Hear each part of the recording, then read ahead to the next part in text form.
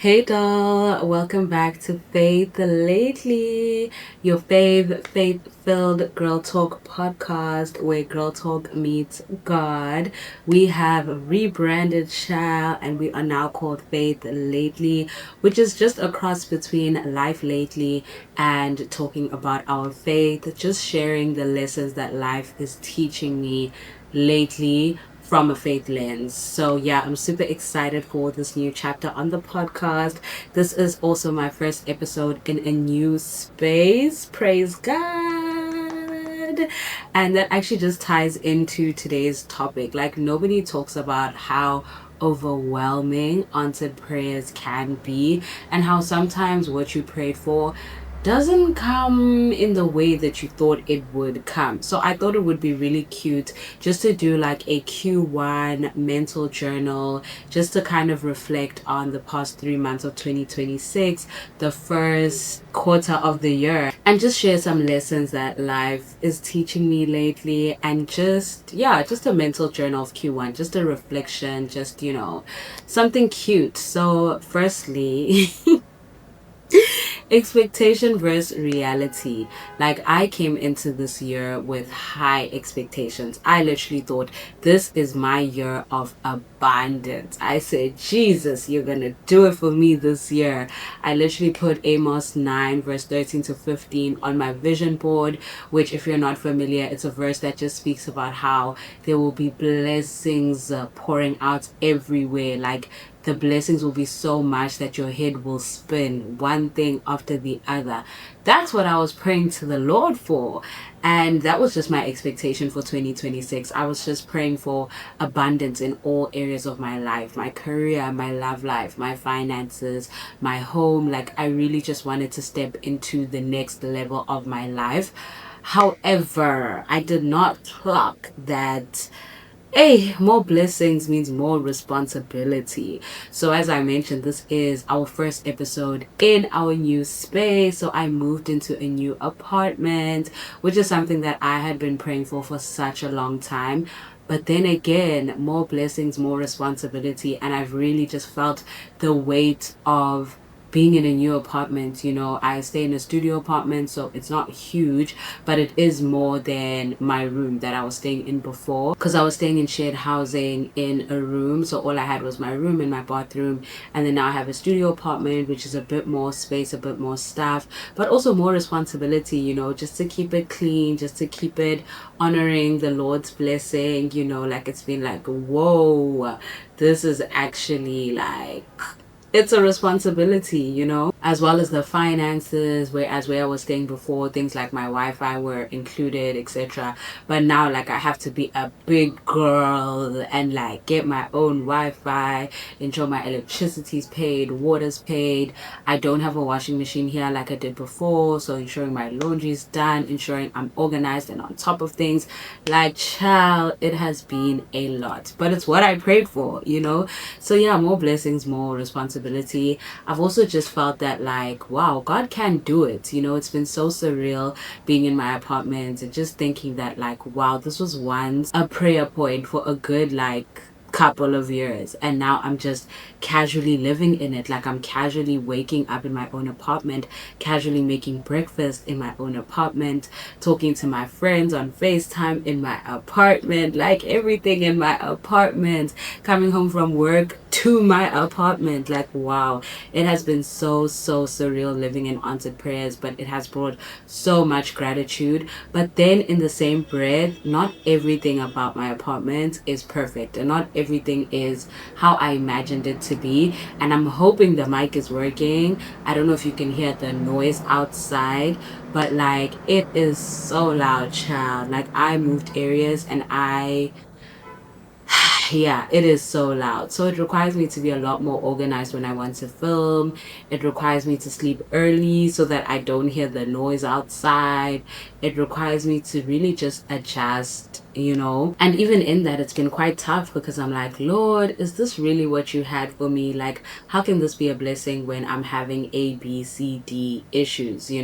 But within those challenges and those struggles within the blessing, you also have to look at, like, what is this teaching me how is this growing me? What is it that the Lord wants to do with this situation? Because sometimes the other things we're praying for, the answers to your prayers don't always come the way you think they do, because the fact that it is so loud outside, it forces me to be the person that I'm praying God to make me become. I've been praying to God that I would be more disciplined, more organized, that I would wake up early, that I would be someone who's, organized, has their ducks in a row. And then now I'm faced with all these challenges that force me to have my ducks in a row, because I can't not have my ducks in a row. If I do not plan to film and film at a certain time, it's going to be too loud for me to film. I'm not going to hit my goals. I'm not going to record the amount of content I need to record. If I don't go to bed early, it's going to get really loud at night, and then I won't be able to sleep. And if I don't go to bed early, I can't wake up early. I've been praying, Lord, help me wake up early. Like all these character traits I've been praying for have come wrapped in challenges that force me to be the person that I'm praying to become. And that's just one of the biggest lessons I think I've learned this Q1. It's just like, yeah, be careful what you pray for, because sometimes it doesn't come answered the way you think it would. And just also living in that duality of life, like the gratitude of being in my own apartment, but also the grief and the sorrow of the challenges that come with it. And just like, this is not what I expected, and like, God, is this really what you have for me if it isn't perfect? So just living that duality of, I'm so grateful, but at the same time I'm struggling with certain things. So yeah, just living the duality of life. It's always going to be highs and lows, but it's just about what you choose to focus on. And I'm really trying to ensure that I am focusing on the positive and trying to stay grateful and trying to just, yeah, see the good in every situation, because I've realized that it's so easy for me to spiral. Like if I just have one bad day, oh, it is so done. Like I'm spiraling, I'm feeling hopeless, I'm feeling like, oh my gosh, my life is over. I've really just learned to be conscious about what I'm feeding. Am I feeding the negativity? Am I feeding the positivity? And I can hold room for my negativity while still consciously feeding my positivity more, because truly what you focus on grows. And also with the new year comes new beginnings, of course, and that's something I've also been learning in this season. Just new beginnings, just rebranding, just being a brand new person, but also having grace for yourself throughout that transition process, because you're literally becoming someone you've never been before. And I obviously have all these grand ambitious goals, but I also realize that nothing changes if nothing changes. So if I need to change as a person, then there's things I need to change in order for my life to change, but I'm also becoming someone I've never been before. So just trying to find that balance of becoming that person while also having grace for myself, that this is the first time you're doing this, and you're gonna stumble and fall, but just keep going, keep trying. And the biggest mistake we can make is like when we fall short of who we want to become, is to stay there and to be like, oh well, I tried and it didn't work. No, every single day is a new day, child. Every day you can wake up and try and be that person again. Like practically I've been trying to wake up early. It's been 3 months, child, and I can count on one hand the amount of times I've woken up early. But literally every morning I will wake up and try again until I become that person who wakes up early.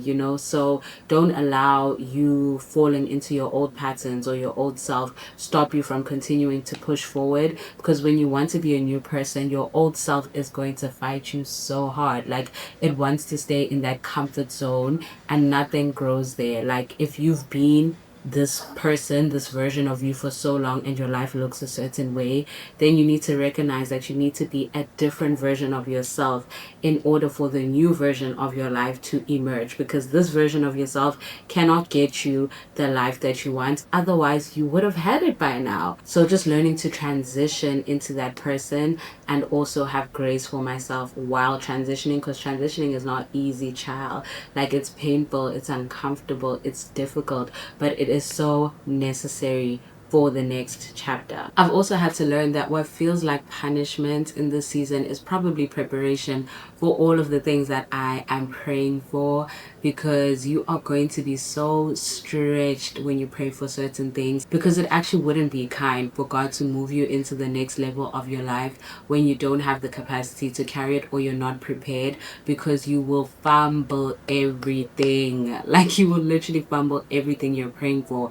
And I see in my own life now now as well. Some of the things that I have now, I'm just like, wow, I'm so glad I went through A, B, and C, because it prepared me for this blessing. Even where I stay now, like, it's very active, it's very busy, it's like in the most alive part of the city. And it's like, had I not gone through the character preparation years before moving here, I would have probably fumbled living here, because I would have always wanted to be outside. I would have always wanted to be, having fun, doing this, doing that. If God hadn't worked that out of me, I would not be able to stay in a place like this and still achieve my goals. And even as I'm praying for career success, like I mentioned earlier, the things of me needing to be organized and wake up early and being essentially forced to do it, but it is preparing me for the level of success I want to carry. Because imagine I get all these blessings and I don't even have the capacity to carry them through, or to do them with excellence, or to follow through. Even the job that I'm working right now, I'm learning so many things, and I'm just like, wow, these things are definitely going to help me in the future. They're definitely preparing me to be an entrepreneur one day. Like, I can just see that, like, everything that I am learning in this season is preparation for the season that I'm praying for. So sometimes what feels like punishment is actually preparation for the next place that you want to go.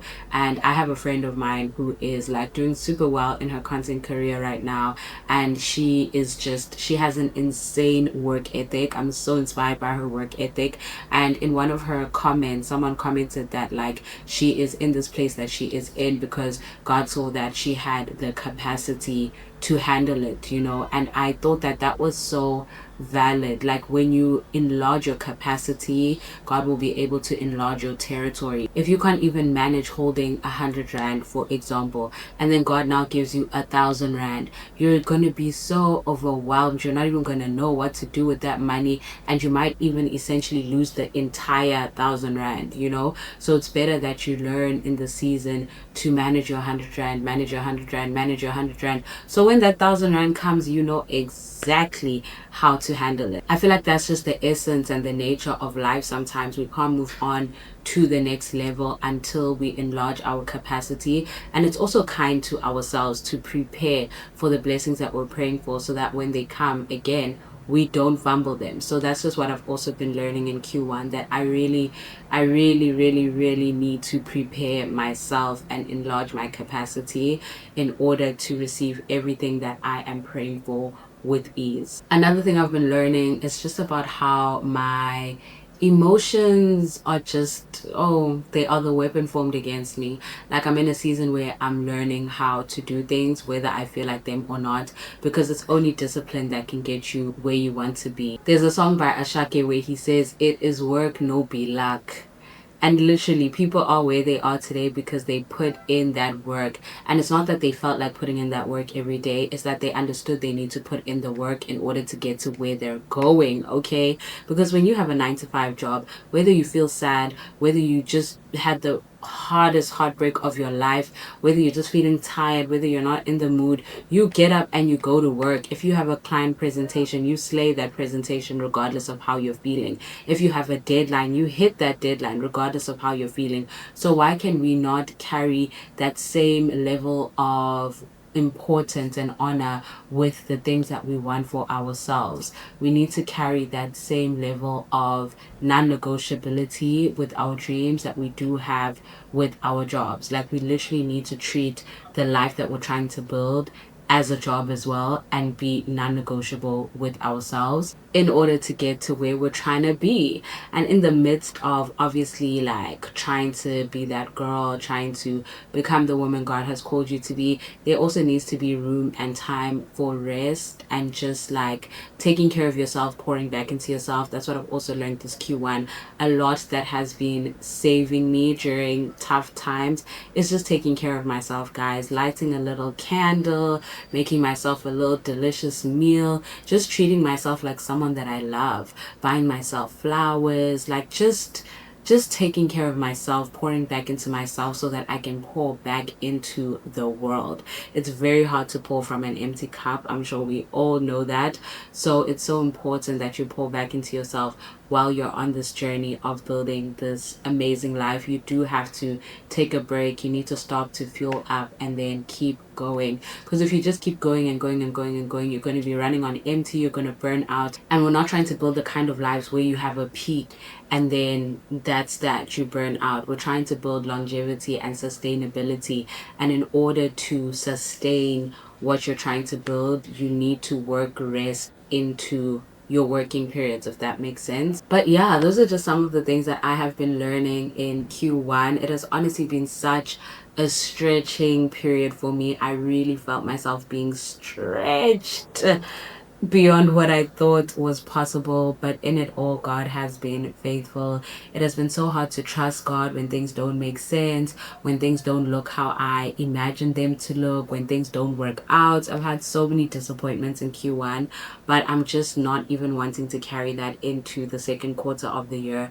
I really am just wanting to leave that behind and to press forward and to keep going and to trust God even when it doesn't make sense, because I'm in a season where a lot of areas in my life, child, they don't make sense, but I just have to trust that God knows better. I have to trust that He has a plan for me, and I have to trust that when the plan unfolds, I'll look back and be like, oh, okay, it makes sense. That's why this had to happen. That's why I didn't get that. That's why ABC. But you can only connect those dots looking backward, and you can't connect them in the moment. So in the moment, you just have to trust God even when it doesn't make sense. So this season has also just exposed to me that actually I don't trust God as much as I thought I did, because the way I am stressing and fretting and just like, trying to carry everything myself, trying to control everything myself, trying to make things work, it just really exposed to me that, girl, you don't actually trust God as much as you think you do. Because if you did, then these things that you're not getting or these things that are not working, you wouldn't stress about them that much. Like, you would truly trust that all things work together for your good. You would truly trust that God has a plan for you. You would truly trust that it's not a surprise to God that you didn't get that job. It's not a surprise to God that that relationship didn't work out. It's not a surprise to God that you're in a season where you don't have as much money as you would like. Like, He knows these things because He knows the plan for your life. And for all you know, these things are part of the plan. Like, I saw a TikTok saying that you have to be so delusionally sure about the plan of God for your life that even the things that don't work out don't stress you out, because you know that this is for my good. And yeah, that's just where my head has been at this Q1. That's just some of the lessons that I have been learning. And I just want to encourage you as well that whatever season you are in your life, to really just reflect on it and think like, am I being stretched right now? Think to yourself, what did I pray for and how is that answer showing up? Think to yourself, how can I trust God even when it doesn't make sense? And just know that every season has a purpose, no matter how heavy it feels. And everything is always working for your growth. And it's unfortunate that growth is uncomfortable, but if you're uncomfortable, just know that you are growing. Thank you so much for listening, doll. I hope you'll tune in again next week. I hope you enjoyed listening to this episode. Share it with another friend, share it with another doll that needs some faith-filled girl talk, and I will catch you in the next episode. Bye.